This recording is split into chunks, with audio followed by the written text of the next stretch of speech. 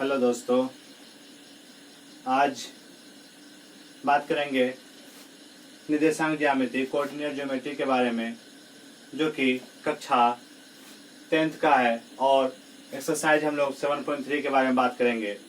तो इसको शुरू करने से पहले कुछ इसका बेसिक्स टर्म के बारे में जान लेते हैं। तो हम लोग पहले ही जान चुके हैं, ये इसको हम लोग बोलते हैं वाई एक्सिस, इसको बोलते हैं हम लोग एक्स एक्सिस। ठीक है, तो ये लोग आप जानते हैं। पहले जो लंब रेखा उसको वाई एक्सिस, जो जमीन के समांतर होती है क्षैतिज रेखा उसको बोलते हैं एक्स एक्सिस। जहाँ पे ये दोनों मिलते हैं उसको हम लोग कहते हैं मूल बिंदु। पहले बता चुके आपको क्या कहते हैं इसको, मूल बिंदु। मूल बिंदु इंग्लिश में कहते हैं ओरिजिन।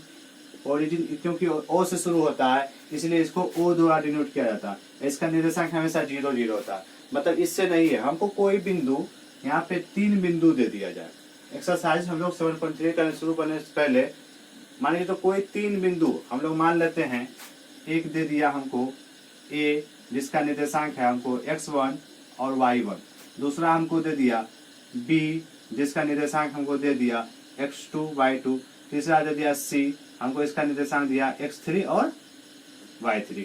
तो हम लोग a से b हो गया, b से c, ये तीनों भुजा से मिलकर एक त्रिभुज का निर्माण करता है। तो हमको तीन शीर्ष का निर्देशांक दे देगा और कहेगा कि उसका क्षेत्रफल ज्ञात करें। क्या बोलेगा, उसका क्षेत्रफल ज्ञात करें। तो किस तरह से हम उसका क्षेत्रफल ज्ञात कर सकते हैं।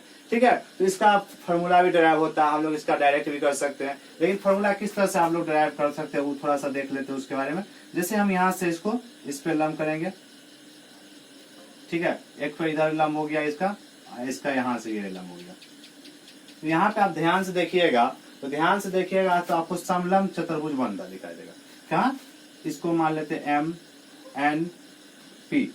ठीक है, तो यहाँ पे हम लोग देखेंगे ए सी एन एम एक समलंब चतुर्भुज हो गया। इसको अगर ध्यान दीजिए तो ए सी एन एम एक समलंब चतुर्भुज, और दूसरा समलंब चतुर्भुज हो गया आपको क्या, N C B P, N P B C एक समलंब चतुर्भुज हो गया। और यहाँ भी हो गया एक समलंब चतुर्भुज ए बी पी और एम। तो हम लोग क्या कर सकते हैं, यहाँ पे ये समलंब चतुर्भुज, ये कहेंगे समलंब चतुर्भुज क्या, ए सी एन एम का क्षेत्रफल। ठीक है, क्या कहेंगे, समलंब चतुर्भुज ए सी एन एम का क्षेत्रफल प्लस कहेंगे समलंब चतुर्भुज किसका, एन सी बी पी का क्षेत्रफल। अब माइनस कर देंगे ये पूरा वाला भाग को, इधर पूरा वाला भाग को। ठीक है, तो हम लोग का त्रिभुज का क्षेत्रफल निकल जाएगा। तो वहां से हम लोग त्रिभुज का क्षेत्रफल निकाल सकते हैं। तो हम लोग कह सकते हैं, डायरेक्ट ही कह सकते हैं क्या, त्रिभुज ए बी सी का क्षेत्रफल। वहां से आपको ड्राइव जब कीजिएगा इस तरह से, ठीक है, तो वहां से आपको आ जाएगा, ये सॉल्यूशन आ जाएगा। अगर आपको पूरा एक्सप्लेनेशन चाहिए तो आप कमेंट करके बताइए, ठीक है, कि किस तरह से फार्मूला ड्राइव किया जाता है त्रिभुज का। त्रिभुज ए बी सी का क्षेत्रफल हमको निकालना है। ठीक है, हमको किस तरह से फार्मूला ड्राइव करेंगे कि यहाँ से ये फार्मूला आ जाए। ठीक है, तो आप उसके लिए आप कमेंट करें। ठीक है, तो उसका वीडियो हम नेक्स्ट एपिसोड में आपको बताएंगे। तो यहाँ हम लोग देखते हैं त्रिभुज एबीसी के क्षेत्रफल क्या लिख सकते हैं, 1/2। ठीक है, इस तरह का आप चिन्ह दीजिए तो अंदर माइनस भी जाएगा तो आप प्लस हो जाएगा। यहाँ पे लेंगे हम x1 हुआ तो 1 हुआ तो यहाँ पे y2 लेंगे माइनस y3 और प्लस x1 हो गया तो यहाँ पे x2 हो गया, तो 3 हो गया तो यहाँ से क्या हुआ, 2 है तो इसमें 2 नहीं आएगा, y में 2 नहीं आएगा, क्या आएगा y3 माइनस y2। अब x1 प्लस x2 और यहाँ पे x3 हो गया तो यहाँ पे क्या हो जाएगा, अब यहाँ x3 हो जाएगा तो यहाँ पे 3 नहीं आएगा, सॉरी, तो यहाँ पे क्या हो जाएगा y1 हो जाएगा कि 2 आना नहीं है, तो यहाँ पे क्या हो जाएगा y1 माइनस y2।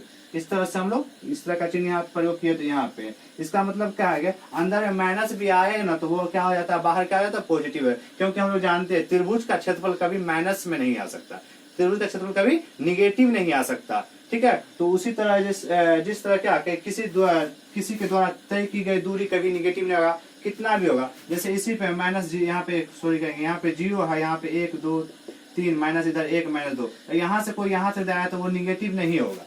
कभी भी तय की गई दूरी निगेटिव नहीं होती है। उसी तरह यहाँ पे क्या, त्रिभुज का क्षेत्रफल कभी भी निगेटिव नहीं होगा। तो हम लोग डायरेक्ट कह सकते हैं त्रिभुज एबीसी का क्षेत्रफल क्या कह सकते हैं, 1/2 x1 होगा तो whole to y2 minus y3 होगा। ठीक है, और प्लस x2 तो y3 माइनस y1 और प्लस x3 लेंगे तो y1 माइनस y2। इसकी बड़ी कोष्ट उसका ऐड कर देंगे। ठीक है, तो हम लोग यहाँ से इसको ड्राइव कर सकते हैं। अगर इसी तरह दूसरा पॉइंट आपको बोला जाए कि जो है ना त्रिभुज कुछ एबीसी में कुछ किसी का मान दे दिया जाए, 3 तो भुजा दे दिया जाए, इसमें एक मान दिया जाए कि वाई कुछ भी है, इस तरह से दे दिया जाए आपको सिमिलरली, तो मुझे बोलेगा कि उसका मान निकालिए। यदि त्रिभुज एबीसी क्या है, बोल दिया क्या, यह संरेखी है। तो संरेखी कब होता है, जब त्रिभुज एबीसी का क्षेत्रफल 0 होता है। तो हम लोग कह सकते हैं जब संरेखी होगा, क्या कैसे कहेंगे, जब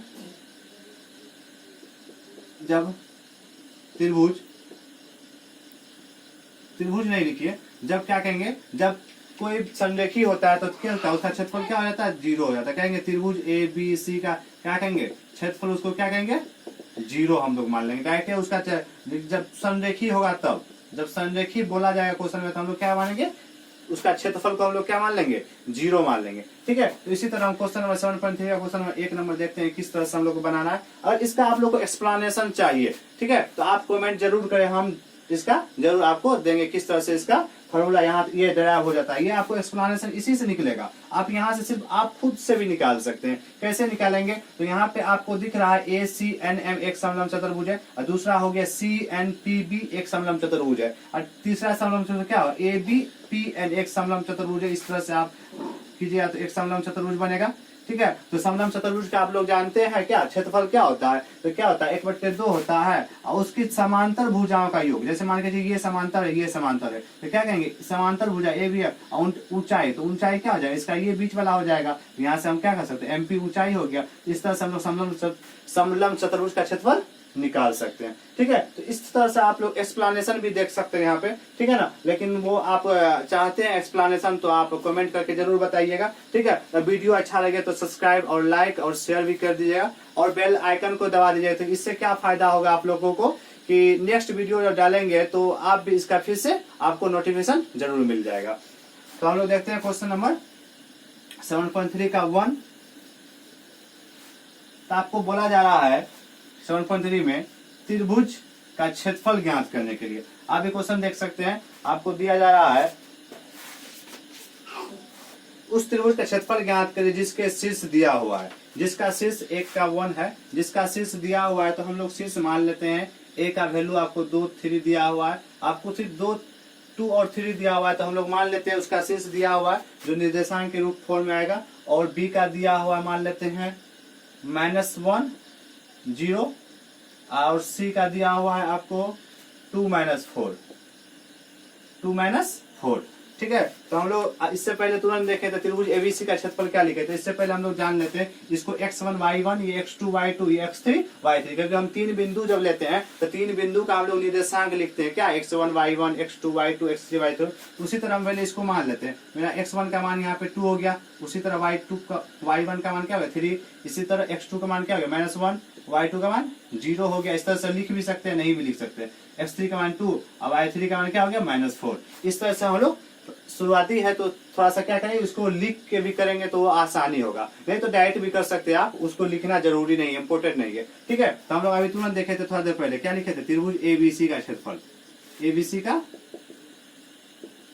क्षेत्रफल लिखे थे क्या, 1/2 x1 y2 y3 plus x2 आएगा, तो 2 इसमें आएगा नहीं, y3 y1 प्लस x3, तो y1 y2 इस तरह से।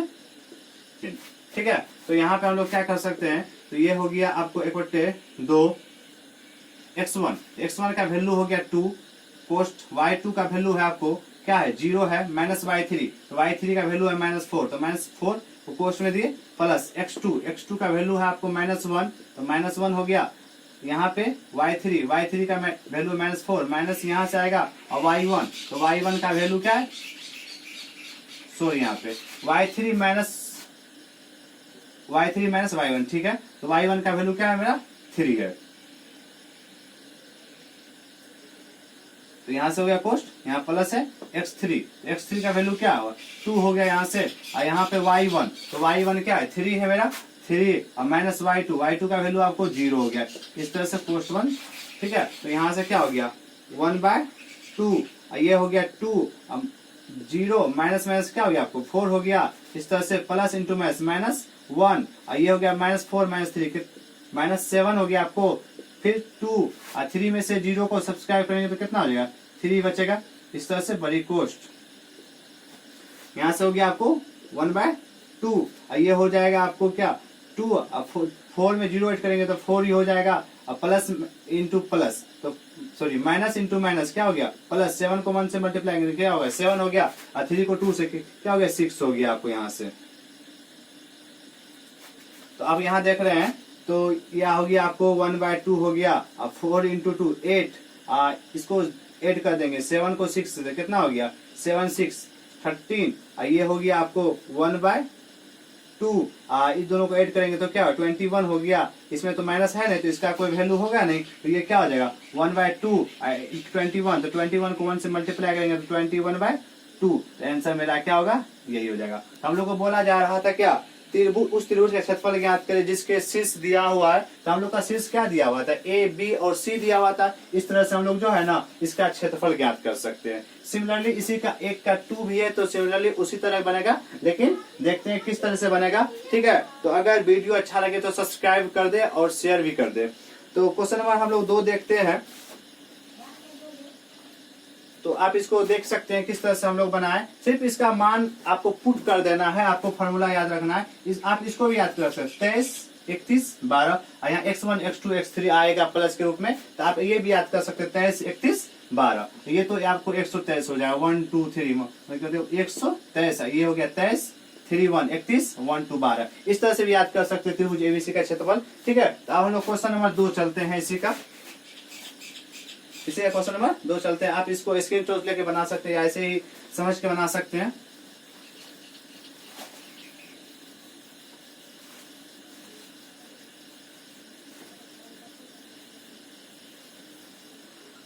आपको क्वेश्चन नंबर इसी का 1 का 2 है, उसका बोल रहा है उस वही सिमिलरली क्वेश्चन उस त्रिभुज का क्षेत्रफल ज्ञात है जिसके शीर्ष दिया हुआ है। अब शीर्ष आपको चेंज हो गया, ए का वैल्यू हो जाएगा आपको -5 -1। ठीक है, अब बी का वैल्यू हो गया आपको 3 -5, सी का वैल्यू आपको क्या हो गया 5 2। इस तरह से फिर उसी तरह से हम लोग लिख भी सकते हैं x1 का वैल्यू क्या हो गया -5 हो गया, और y1 का वैल्यू -1, उस x2 का वैल्यू 3 हो गया, और y2 का वैल्यू -5, ये हो गया आपको x3 का वैल्यू हो गया 5, और y3 का वैल्यू हो गया 2। इस तरह से हम लोग कह सकते हैं क्या यहाँ से त्रिभुज एबीसी का क्षेत्रफल, त्रिभुज एबीसी का क्षेत्रफल। इससे पहले तुरंत बताएं 1/2 होता है, ये हो गया आपको x1 रहेगा तो यहाँ पे क्या हो जाएगा 23 2 3 हो जाएगा, प्लस x2 रहेगा तो क्या हो जाएगा 31, y3 माइनस क्या होगा y1 31 हो गया, और x3 हो जाएगा तो क्या 23 31, उसका क्या होगा 12, मैं तो 1 माइनस y2। इस तरह से हम लोग लिख सकते हैं। ठीक है, अब 23 31 12 रखिएगा तो आपको जल्दी याद आ जाएगा। ठीक है, आप यहाँ से इस तरह से आप बना सकते हैं 1/2 हो गया इस तरह से, x1 का वैल्यू क्या हो गया -5, और यहाँ y2 का वैल्यू क्या हो गया यहाँ भी -5, ये माइनस यहाँ से उतर गया, और y3 का वैल्यू 2। इस तरह से प्लस यहाँ से x2 का वैल्यू आपको हो गया 3, यहाँ पे y3 का वैल्यू 2 हो गया, माइनस सिमिलरली पुट हो जाएगा माइनस से माइनस y1 का वैल्यू हो गया आपको -1, तो यहाँ -1 है तो इस तरह से माइनस का अलग से पोस्ट के अंदर देना पड़ेगा।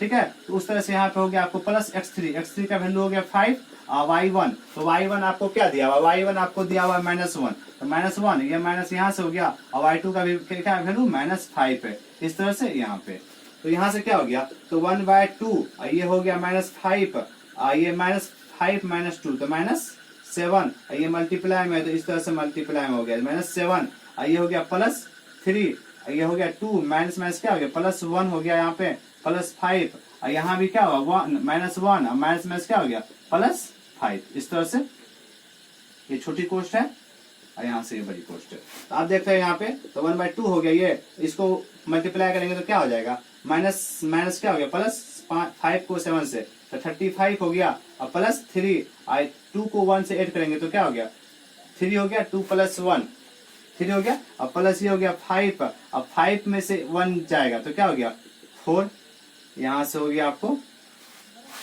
तो 1/2, ये हो गया 35 + 3 9 हो गया, ये 5 को 4 से मल्टीप्लाई 20 हो जाएगा। ठीक है। अब इसको ऐड कर लेंगे तो क्या हो जाएगा, यहाँ पे आपको हो जाएगा, आपको क्या 1/2 हो जाएगा, और सभी को ऐड कीजिए तो कितना हो जाएगा 9 5 14 का 4 6 1 3 2 5 6 64, तो ये मल्टीप्लाई में हो जाएगा, क्योंकि माइनस तो है ना कि हम इस तरह से चिन्ह लेंगे, ठीक है। तो ये कट जाएगा कितना 32, तो यहाँ से मेरा आंसर क्या हो गया 32, मात्रक कहेंगे आंसर हो जाएगा, इस तरह से आंसर हो गया ये मेरा। तो इस तरह से हम लोग 1 का क्वेश्चन नंबर 2 भी सोल्व कर चुके हैं, ठीक है। तो सिमिलरली है कि उसके थोड़ा सा आपको फार्मूला याद रखना पड़ेगा, और कुछ नहीं है, आप फार्मूला याद रखेंगे और क्वेश्चन आसान से हल हो जाएगा, ठीक है। तो इसी तरह से सिमिलरली क्वेश्चन हल करना, आपको ज्यादा कुछ सोचने का जरूरी नहीं है, आपको सिर्फ चलना है, हम जैसे जैसे बताते चले आपको चलना है, उसी तरह से क्वेश्चन आसानी से हल हो जाएगा, आपको कुछ एक्स्ट्रा सोचने का भी जरूरी नहीं है, ठीक है। हम बताते चले, आप उसी तरह चलिएगा तो अच्छा हो रहेगा।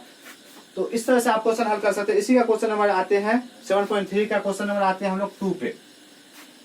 7.3 का क्वेश्चन नंबर 2 पे हम लोग आते हैं।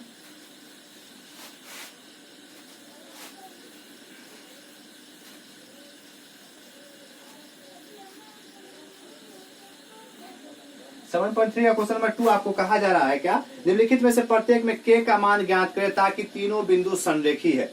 तो संरेखी बत कह रहे हैं, क्वेश्चन क्या है, तीनों बिंदु क्या है संरेखी है। तो संरेखी कहने का अर्थ है कि त्रिभुज एबीसी का क्षेत्रफल मान के चलो, चलिए हम एबीसी कोई मान लेंगे या पी क्यू आर मान लेंगे, जो भी कुछ दिया हुआ रहे, तो हम लोग कह देंगे क्या त्रिभुज का क्षेत्रफल क्या होना चाहिए 0 होना चाहिए, तभी क्या होगा तीनों बिंदु क्या होगा संरेखी होगा। क्योंकि हम कुछ ना कुछ त्रिभुज बनाएंगे, कोई ना कोई त्रिभुज बनाएंगे, छोटा से छोटा त्रिभुज, इसका भी कुछ ना कुछ प्लस में ही मान आएगा, लेकिन 0 का भी नहीं आएगा। तो तीनों कब 0 आ सकता है, जब ए मान के चलिए यहाँ पे बी है, अब इसी लाइन पे सी आ जाता है, इसका क्षेत्रफल क्या आ जाएगा, हमेशा क्या आएगा 0 आएगा। तो हम लोग कह सकते हैं जब त्रिभुज का क्षेत्रफल 0 आता है तो वो तीनों बिंदु क्या होता है संरेखी होता है। आप इसको जरूर याद रखें, नोटेबल पॉइंट में ऑब्जेक्टिव में खास करके ये क्वेश्चन आता है कि तीनों बिंदु अगर तीनों बिंदु संरेखी है तो उसका क्षेत्रफल क्या हो जाएगा, उसका त्रिभुज का क्षेत्रफल क्या हो जाता है वहां पे 0 हो जाता है। तो हम लोग को क्वेश्चन दिया हुआ यहाँ पे देखेंगे, हम लोग फिर से उसी तरह मान लेंगे, हमको 2 का 1 बनाना है, यहाँ पे 2 का 1,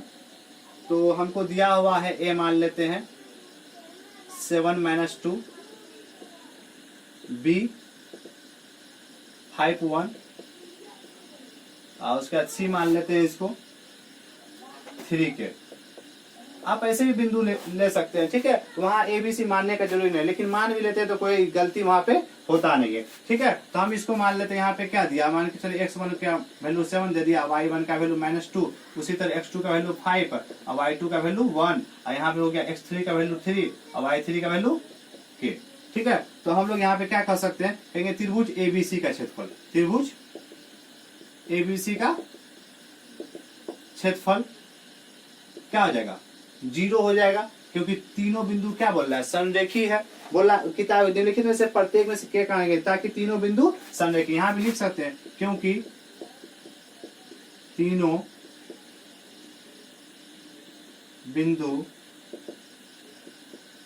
संरेखी है, इसलिए त्रिभुज यहाँ पे तीनों बिंदु संरेखी, इसलिए क्या त्रिभुज एबीसी का क्षेत्रफल क्या करेंगे 0। अगर एबीसी माने हैं तब लिखेंगे एबीसी, अगर नहीं माने हैं तो क्या लिखेंगे त्रिभुज का क्षेत्रफल क्या लिखेंगे, डायरेक्ट क्या करेंगे 0 कर देना, ठीक है। यहाँ पे कोई दिक्कत नहीं होना चाहिए, और यहाँ पे लिख दीजिएगा तो और अच्छा रहेगा, नहीं भी कोई दिक्कत है। तीनों बिंदु क्योंकि किताब में दिया हुआ, बुक में दिया आपको तीनों बिंदु क्या है संरेखी है, संरेखी है तो हम लोग क्या कहेंगे त्रिभुज एबीसी का क्षेत्रफल क्या कहेंगे 0 हो गया। जब त्रिभुज एबीसी का क्षेत्रफल 0 था, हम लोग इससे पहले क्या देखे त्रिभुज का क्षेत्रफल क्या था 1/2 x1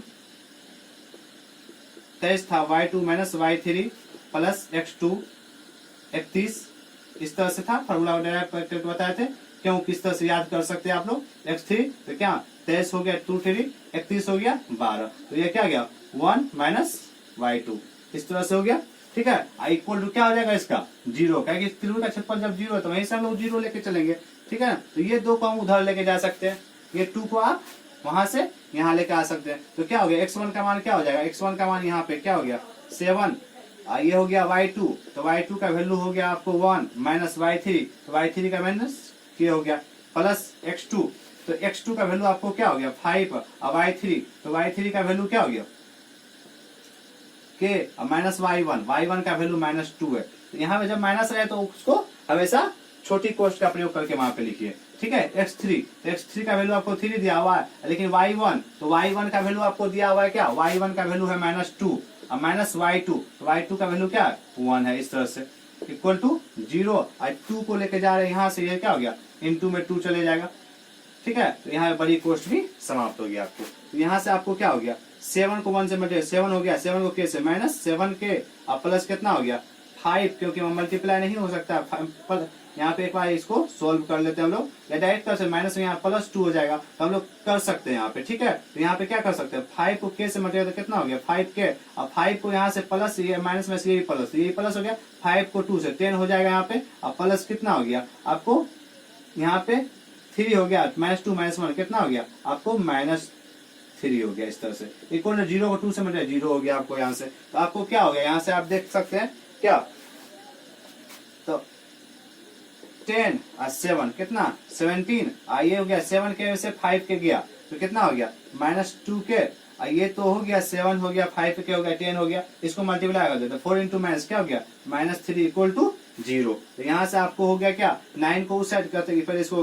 कर दे, 17 में से 9 गया, 70 में से 9 गया 8 बचेगा, तो 8 - 2k इक्वल टू आपको 0 हो गया। तो यहाँ से हो जाएगा 2k को उस साइड लेके चले जाइए, 8 इक्वल टू क्या हो गया 2k। अब यहाँ से हम लोग क्या कर सकते हैं उसको थोड़ा सा अपोजिट कर दिया, 2k इक्वल टू क्या लिख सकते हैं 8 लिख सकते हैं, k का वैल्यू क्या हो गया 8 बट्टे नीचे 2 आएगा, 2 को 4 हो जाएगा, k का वैल्यू कितना हो गया 4, मेरा k का वैल्यू यही आ जाएगा। जो हम लोग को k का वैल्यू बोला था निकालने के लिए वो k का वैल्यू हम लोग को आ चुका है, जिसका वैल्यू क्या हो गया 4 हो गया। इसी तरह से कहना क्या है कि उस त्रिभुज का क्षेत्रफल ही निकालना है इसमें भी, लेकिन है उसमें k का वैल्यू पूछेगा, तो जब k का वैल्यू पूछ देगा तो आपको क्या कहेगा तीनों बिंदु क्या है समरेखीय, जैसे ही तीनों बिंदु संरेखीय बोला तो उसी तरह हम लोग त्रिभुज का क्षेत्रफल क्या मान लेंगे 0 मान लेंगे। जैसे त्रिभुज का क्षेत्रफल मान लेंगे तो त्रिभुज का फॉर्मूला रखेंगे इक्वल टू 0 कर देंगे, तो वहां से कुछ ना कुछ k का वैल्यू वहां पे आपको निकल जाएगा। इस तरह से हम लोग क्वेश्चन को 2 का 1 का हल कर सकते हैं, ठीक है। इसी तरह एक क्वेश्चन इसमें और भी है 2 का 2 है, तो उसको खुद अपने से हल कीजिए, ठीक है। आप वीडियो रोक के उसको खुद अपने से हल कीजिए और उसके बाद हम बताते हैं फिर से, अगर नहीं होगा तो फिर से आप वीडियो चालू करके फिर से आपको वो क्वेश्चन देखें किस तरह से हम हल करते हैं। तो हम लोग क्वेश्चन नंबर बनाते हैं 2 का 2।